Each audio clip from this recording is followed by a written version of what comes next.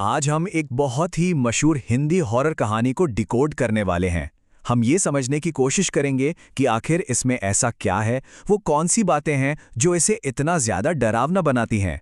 तो चलिए, डर की इस बनावट को परत दर परत खोलते हैं। कहानी का अंत होता है इस एक सवाल से, और यही सवाल कहानी खत्म होने के बाद भी हमारे दिमाग में घूमता रहता है, पीछा ही नहीं छोड़ता। तो आइए पता लगाते हैं कि ये जो अनसुलझा रहस्य है, ये इतना असरदार क्यों है। ठीक है, तो शुरू करते हैं। देखिए, किसी भी अच्छी हॉरर कहानी का सबसे बड़ा हथियार होता है अकेलापन।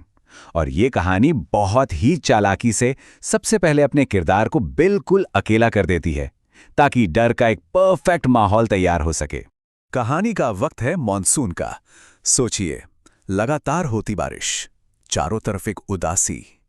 ये एक ऐसा मौसम है जो अपने आप में एक बेचैनी सी पैदा करता है।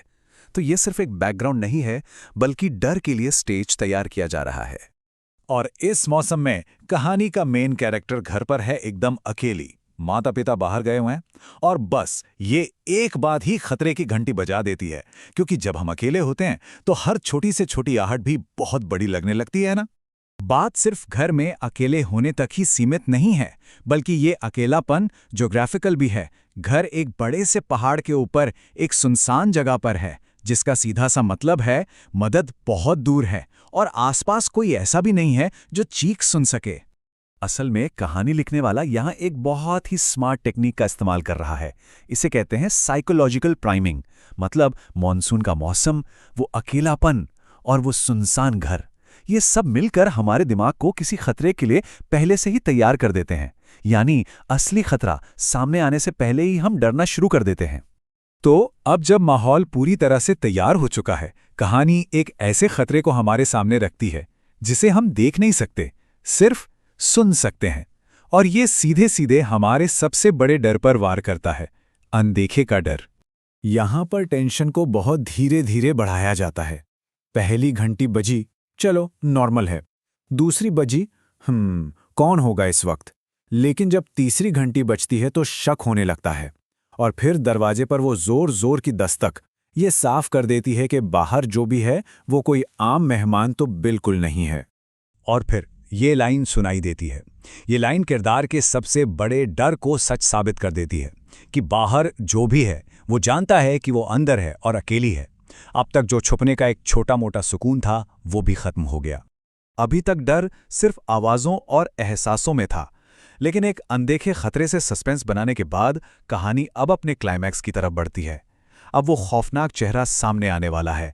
डर अब सिर्फ महसूस करने वाला नहीं, बल्कि दिखने वाला है। लेकिन कहानीकार यहाँ एक और कमाल की ट्रिक इस्तेमाल करता है, 2 घंटे का गैप। इस 2 घंटे में एक झूठी तसल्ली मिलती है कि शायद खतरा टल गया है। और ये झूठी सुरक्षा की भावना इसलिए दी जाती है ताकि जब खतरा वापस आए तो उसका असर दुगना हो। और जब दरवाज़ा खुलता है तो सामने ये 2 लोग खड़े हैं।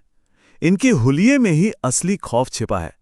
देखिए, लंबा और गंभीर आदमी तो डरावना है ही, लेकिन असली डर उस औरत से लगता है जिसका चेहरा बड़ी सी हैट के नीचे छिपा है, जिसके सिर्फ चमकते लाल होंठ और एक बहुत ही अजीब डरावनी मुस्कान दिख रही है। ये कुछ ऐसा है जो नॉर्मल नहीं है। किरदार खुद ये बात कहता है कि असली डर उस आदमी से नहीं, बल्कि उस औरत से लग रहा था। पर ऐसा क्यों? क्योंकि आदमी की गंभीरता एक जाना पहचाना खतरा है, लेकिन एक अजनबी के चेहरे पर बिना किसी वजह के वो डरावनी मुस्कान, हमारा दिमाग उसे समझ ही नहीं पाता। और जो चीज़ समझ नहीं आती वो और भी ज्यादा खौफनाक लगती है। और फिर वो चले जाते हैं। बस, कहानी का अंत शायद इसका सबसे शक्तिशाली हिस्सा है। और इसकी असली ताकत इस बात में है कि यह हमें कोई जवाब नहीं देती। मेहमानों के जाने से डर खत्म नहीं होता। असल में असली डर तो अब शुरू होता है। ये उस किरदार पर हुए मनोवैज्ञानिक असर को दिखाता है। और यहीं पर डर अपनी शक्ल बदल लेता है। अब वो दरवाजे पर खड़ा कोई बाहरी खतरा नहीं है, बल्कि वो दिमाग के अंदर बसा एक ऐसा आतंक है जो पीछा नहीं छोड़ता। उसे हर रात लगता है कि वो औरत उसकी खिड़की के पास बस चुपचाप खड़ी है। तो इस कहानी की असली ताकत का राज क्या है? एक तो अनदेखे का डर, दूसरा एक ऐसा अंत जो कोई जवाब नहीं देता, तीसरा शारीरिक खतरे से ज्यादा मनोवैज्ञानिक खौफ पर जोर देना, और आखिर में वो भयानक अप्राकृतिक मुस्कान। और ये सब हमें इस आखिरी सवाल पर लाकर छोड़ देता है, क्या वाकई सबसे डरावनी कहानियां वही होती हैं जो कभी खत्म ही नहीं होती, जो हमारे दिमाग में हमेशा के लिए एक सवाल बनकर रह जाती हैं, ठीक उस औरत की तरह जो शायद आज भी किसी की खिड़की के बाहर खड़ी हो।